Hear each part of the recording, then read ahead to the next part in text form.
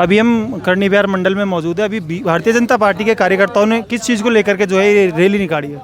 Bharatiya Janata party के कार्यकर्ताओं ने जो अशोक गहलोत के लगातार भ्रष्टाचार के जो कर्म खुल रहे हैं और इनकी पूरी सरकार में 4.5 साल के अंदर इन्होंने कुछ नहीं किया। अब रेवड़ी की तरह हर चीज़ जो बांट रहे हैं, और बिजली का बिल इन्होंने कहा हम नहीं बढ़ाएंगे, वो बढ़ाया इन्होंने। किसानों का कहा कि हम, राहुल गांधी ने कहा कि 1 2 3 4 10 तक गिनती गिनोगे और कर्जा ख़त्म हो जाएगा किसानों का।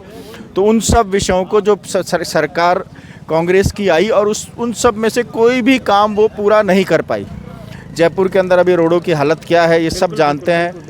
और आज के समय में कोई भी सरकारी काम अगर हम करवाते हैं, चाहे किसी भी प्रकार का हो, वो बिना भ्रष्टाचार के हो ही नहीं रहा। और 40 से 50% ये खुद कांग्रेस के 4 से 5 एमएलए अपनी विधानसभा में कह चुके, उनके मंत्री कह चुके।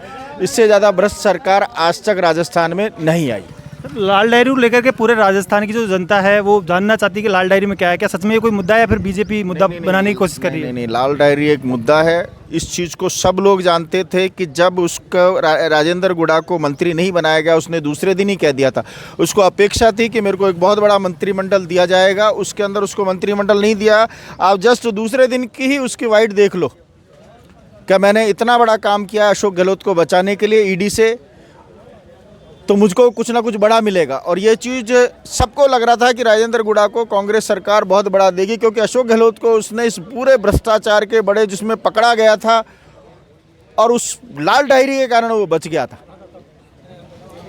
अजमेर में आरपीएससी को लेकर भी आपने धरना दिया था युवा मोर्चा ने, उसका क्या निष्कर्ष निकला और आगे क्या प्लानिंग है आपकी इसको लेकर? अजमेर में आने वाले समय में हम जो हमारा पूरा सिस्टम भारतीय जनता पार्टी का परीक्षाओं को लेकर, विशेषकर बच्चे किस प्रकार से एग्ज़ाम जब देने आते हैं तो उनको वन टाइम एक सिस्टम हम कर रहे हैं पूरी। अभी केंद्र में भी किया है कि एक एग्ज़ाम होगा, उसी एग्ज़ाम के क्रम के ऊपर उसका अपने आप सिलेक्शन होता जाएगा, उसको बार बार हर एग्ज़ाम देने की ज़रूरत नहीं पड़ेगी। तो एक तो हम पूरे राजस्थान के अंदर और पूरे देश के अंदर जहाँ जहाँ हमारी सरकार है उसके अंदर हम यही कर रहे हैं। दूसरा ये है कि एक बड़े सेंटर्स बनाने की कोशिश करेंगे। भारतीय जनता पार्टी की सरकार हमारी आएगी तो उसके अंदर वहीं पर उसको कहीं पेपर नहीं, उसको एक लैपटॉप दिया जाएगा और लैपटॉप के माध्यम से उसको पेपर मिलेगा, जिसमें पेपर लीक का मतलब सवाल ही नहीं होगा।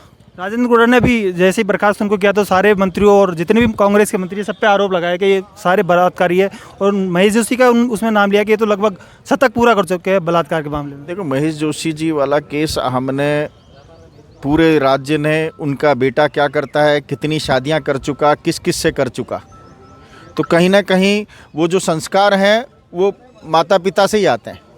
हम ये नहीं कह सकते कि साहब और कहीं से आए। उसके बेटे ने 3 शादियां कर चुका अब तक। अभी एक मुसलमान को कोर्ट में केस चला उसका, उसमें बलात्कार का उसने केस लगाया।